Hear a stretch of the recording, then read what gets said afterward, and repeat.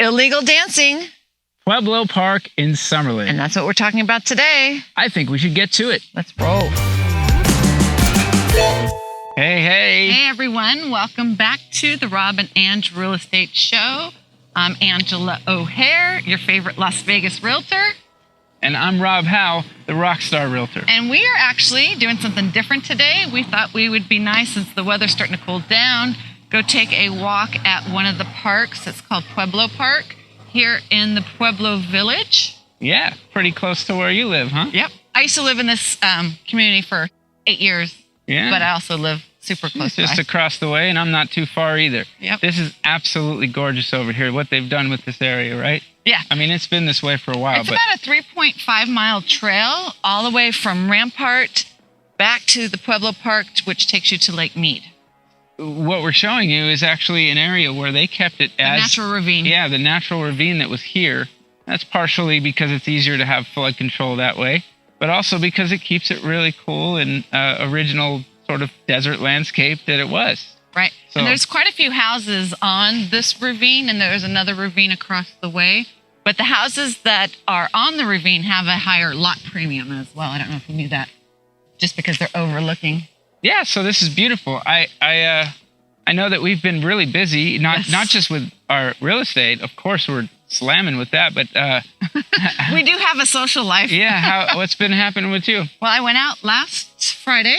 So I went to the Sand Dollar Actually Lounge. Going places. Yes. Of course, being safe. Wearing our masks. Yeah. So my friend and I went to the Sand Dollar Lounge over there in Spring Mountain, Polaris. And you had to make reservations to go there to see any live music. And it's acoustic. It's not like they don't want a lot of people dancing. So we had a table that was to the side, and it was a stand-up table. So we were dancing for at least an hour or two. And then another bartender comes and, you know what? It's illegal to be dancing. And we're like, what? What? It's illegal to be dancing? That has to be a joke. Yeah. The point of going to see live music is you gotta dance. So what'd you do this weekend? I went to a wedding and a bachelor party. And the bachelor party had nothing to do with the wedding. No, it didn't. And I was only at the bachelor party for a little bit because... Was that someone's house? Or They were both at their houses. And it was very cool. Again, really kind of nice to be around people again and to see some of these people that I haven't seen in a long time, and of course celebrate somebody getting married. Yes. And my awesome crazy friend Boyd was having his bachelor party. I missed all the good parts, except for I did get to see some very old school high school friends. All right, so we're gonna move on to the picture of the week. Picture of the week. We got a doozy. Okay. Where do we start? Yes. I mean, this one's kind of funny because I actually found it looking again for another client's listing. And this one was an agent taking a picture of the original listing off of the computer from 2009. Oh my God. Face Palm City. Who Seriously. does that? Who actually does that? And you can see the little hand mark on the picture from the mouse hand mark. Oh my, yeah. That's just... I mean, there is just no reason for this at all, Unacceptable. Folks. Even as a temporary photo, How it's could like... you, as a seller, let your agent do that? They don't know. They don't know. That's the only way. I was always an anal seller, so I wanted to see my pictures. Yeah. Right? Well, yeah, I would certainly, with the knowledge that I have, I would say, let's get those pictures up. Oh, look, a little chipmunk. Let's get the chipmunk. I don't know if we can see it. Hopefully you saw the little squirrely. So we got some wildlife out here. But yeah, so speaking of wildlife, they were on the wild side when they put this picture on the on the MLS. That's no good. We don't want to see that. For sure. And you know what? What we do want to see, though, is you out there. You guys look at pictures of homes all the time. We want to see what you're seeing. Sometimes we don't get to see everything. So if you've got one that you're seeing, send it on over to us. Make sure we know about it. I had one of my clients email me last week. Yeah? He emailed me last week. We use them. We use them. And that's actually what we want to start doing with our picture of the week. It would be helping us to help you and help our show if you guys are sending in pictures that you find out there that are just of god-awful pictures of houses that are, and it doesn't have to be awful. It's just maybe curious. Why is this picture there? Send it over and we'll see if we can use it. So, tip of the week. Tip of the week. We have a tip of the week that's I'm actually going through. So we always, relate the tips to what we are experiencing. Yeah. Right. And if you're in a multiple offer situation, and say, for example, a house is listed for $350, and you know that you really want that house, but maybe you want to offer $25,000 more than what they're asking to beat out any other buyers, right? Sure. So then, Squirrel. So, what happens in that case? Right. So sometimes you're going to get, that seller going, yes, I want to take this offer, but they might send back a counter that says that the buyer will pay any gap in appraisal. So, for example, it was listed at $350, they're buying at $375, but it appraises at $360 something. Right. Now you've got a $15,000 difference. Discrepancy in your contract price and your appraisal that has now come in. Right. Now, what do? Normally, you would be basically back at the negotiation table, and usually the seller's got to they're going to capitulate in most cases and say, okay, I understand my property that the appraiser says it's only worth this, so they'll drop the price. Or there's some other forms of negotiation that might be in there. Maybe they lower some of the closing costs they gave you or whatever. There's going to be some little things that are done. But in this case, you're now agreeing up front that you're going to pay any gap that appraisal might have. Are you just going to say, I'm open-ending? No. and I'm just going to pay whatever that might be? That's $25,000 that your client has to come out of pocket, cannot finance, and it has to be cash. It has to be cash. So that's the thing. What we're doing is you're not able to stick that in the loan.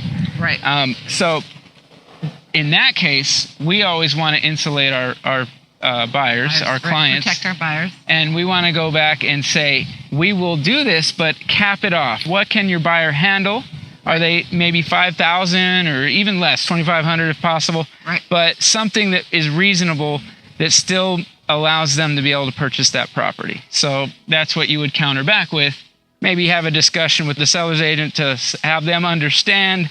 They're going to understand. But of course, they want it their terms, right? Exactly. So, but it's all about negotiating. I think it's also it's also important to have everybody understand what can be accomplished, because the worst thing is to have something happen that cannot now be dealt with, where you just don't have the funds. That would destroy the deal, or at least it would just basically put you back to the negotiating table and all those problems. So exactly. And, ultimately, on rare occasions this happens. It's not something that happens often. Right. And so I had this situation happen to me today. So we thought it would be a great tip to discuss. Yeah, it is. It is, because right now we are seeing in those multiple offer situations, the sellers can try to dictate their terms. Right. The buyers are having to go in and be a little bit stronger with their offers. So, and that's, it really depends property to property. It's not every time you're looking at a property that are buying that's going to happen. But obviously that's where we're at. You as a buyer really wants that house. How much are you willing to go above and beyond? Absolutely. I've been on both sides of this. Many times people are happy to do it, but you have to set the expectations. And that's a little bit of what this is about, right? Is us telling you these scenarios. And so that way that these types of things can happen. Or, if you're in a situation where that just can't happen, we're going to have that discussion and we're going to say, okay, then we cannot formulate our offers that would allow that to happen. Exactly. So we thought we would sit, and it's still bright out. Yeah, we'll try not to make it too shaky. No, I'm sure some people are like, "Oh my goodness, am I on an old wagon wheel ride here, or what?" So next is market update. That's right. We kind of forgot our paper, so we're just going off of memory. And luckily, I have a little still left in there. Yeah, it'll be short-term memory. Yeah, exactly. We'll keep it quick. So last week, between October 4th through October 11th, there were, I think, 800, if I can remember correctly, 800 homes that sold last week, which is still pretty good and strong. Good. The week before was in the 900 range. Again, I can't remember exactly. Well, what we know is that it is continuing strong, right, as our buddy Prey has been predicting. Now, we still have, 2.5 months left. Yeah. So we'll see how correct he can be. Yeah. I think he's going to be right. Yeah. I think November is going to be extremely strong. And I've said this in my market update video. I always base things off of my busyness. And I am friggin' slammed. And just killing it. So we think November is going to be, November numbers, or actually October numbers, are going to be very well. Yeah, we're gonna. I mean, and November numbers. Again, it's not based off of volume as much as it is off of what we're seeing value-wise. The values are definitely going up. And the volumes could be going up. I have a listing going to go live in Sun City in 2 weeks, and then another listing in the East Side by Nellis. So, I mean, people are starting to get the word, and they realize, as what we've been saying for the last 4 months, that now is the time to sell. Well, this week we wanted to do something different, and obviously we are both not as prepared as we wanted to be. But, this is fun. Let us know what you think of us taking an outside adventure and touring parks in Summerlin. That's definitely something we want to do. Show you some areas that you wouldn't normally get to see, especially if you're not in town. And the weather's beautiful. Why be stuck in my little studio, right? All the time. Yeah, absolutely. Right. Absolutely. So we don't have a featured listing this week, and we also don't have a special guest. We are our special guest. We do have a special guest. I saw 2 of them. They were squirrels. Squirrels. Maybe we'll see a special guest rabbit. Or a special guest lizard. It'd be exciting for me. We're switching it up because it's time for In the News. In the News. In the News.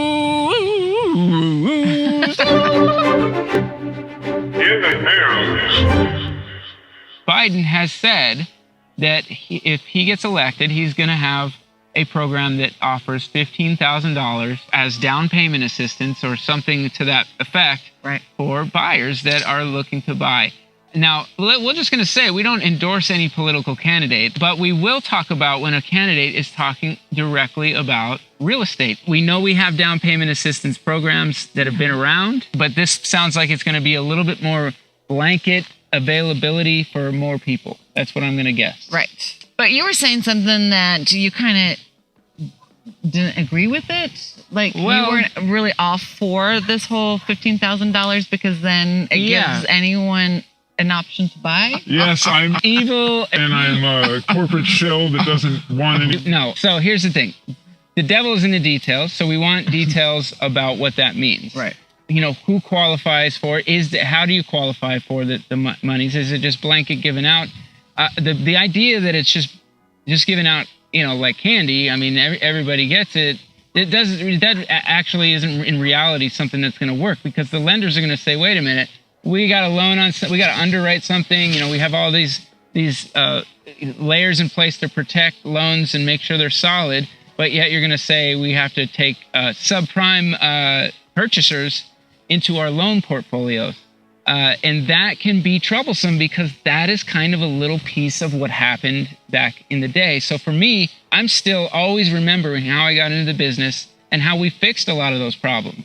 Right. So I don't want to see something that doesn't make sense and can possibly remove what I call value, what I think is value in the marketplace. So I get a little concerned. I want to know details. I want to know what that means overall. Overall, it sounds fantastic. Yay, more buyers. And of course, we want to work with more buyers. We want more accessibility. Right. But we also want to keep value in the marketplace. So it's like, if Joe moves in and Joe saved up all the money for his down payment. Right. And then, Carl moves in next door and he didn't. I mean, Joe's going to be a little bit like, what's going on here? Carl doesn't have as much skin in the game like Joe does. And that is what I saw in 2008. But that's with any down payment assistance program. I mean, I work with quite a few clients that are using this program. Right. And they could be buying a house next door to someone that didn't use the program. This is true. It's the same case.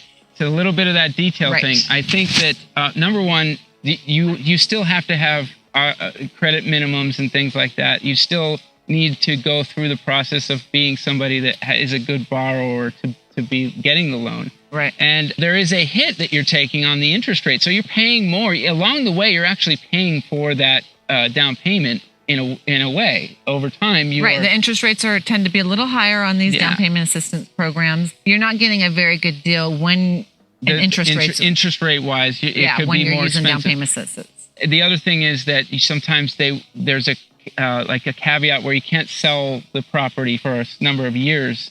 I am for this being in there, but limited to some degree. Again, for value reasons. So I want to know. I want to know more about it. I think it can be a very good idea and has been, but we do not want to get back into practices that let us down very harsh roads. Right. And I think of that as a little bit of that piece. You're taking a little bite of that pie, a little more. And it seems like politicians, I mean, I'm sorry, they want to always kind of go back into those And it could ideas. be just an empty promise. We don't know until if he Right. wins and gets elected and it all. I mean, yeah. It could be a strategy to make people vote for him. You know, who Well, knows? there's no doubt that there's some of that laced in all of these people's, and Agendas. that's just the way it is. There's, they've got their platform, and how much of that is really even plausible. So we just thought we'd share it with you. you just really have to agree with what that person is saying. And if you do, then it doesn't mean they'll always get it done, but you hope they do, right? Let us know in the comments if you know any more details about what Joe Biden was trying to present with the whole $15,000 down payment assistance. Yeah, I guess we could have gone on his site and looked and seen if there. We honestly, this is not a day of preparation, but it's more of a discussion of what that means and an interest. We're taking interest in this and raising an eyebrow and saying, hey, our industry is part of a presidential platform, and so we should be talking about that to some degree. All right. Well, that concludes our little tour of the Pueblo Park, or at least a portion of the Pueblo Park. Let us know in the comments what you think of our new video style of On Location. We may do this for the next couple of weeks or so while the weather is beautiful. We'll actually show you that we're part of the 2% club. Green eyes. Green eyes. That's right. Only 2% of the population. Of the whole entire world. population has green eyes. I know you don't believe us. You're going to have to Google it. Yeah. We hope you enjoyed the show. We hope you get involved and send us some photos. Yeah, and let us know, what you think, where our next On Location should be. Next time we'll be a little more prepared, where we will actually do a tour of a home, our featured listing. Instead of showing you the pictures, we want to actually feature it and show it to you. Absolutely. Right? It might even be one of hers. Maybe. Got a couple listings coming up. Yeah. Anyway, as always, if you like this video, be sure to hit the thumbs up button, leave a comment down below, share with a friend, and smang that subscribe button. Subscribe. Don't just smash it. Smash it and bang it. We're slowly creeping up, but I mean, come on, support us. Oh, we got a bunny sighting. Hey, bunny. Bunny. Hi, bunny. Bunny. Hey, bunny, bunny. Bunny. Let it open back up, baby. We'll try not to beg.